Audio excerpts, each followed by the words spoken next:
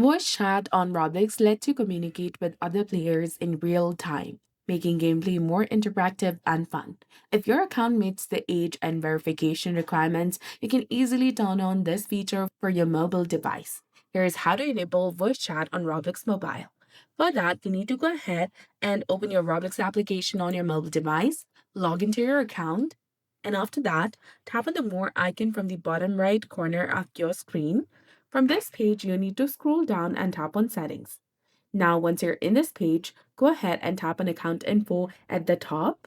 From this page, you need to add and verify your phone number by tapping on Add Phone if the option is available, or you need to verify your email address as well. And after the verification, you also need to go ahead and check your birthday, and you can verify it with ID, or you can continue with a selfie. Tap on privacy and content restrictions, that is below security. Then tap on communication, that is also between the screen time and visibility and private service.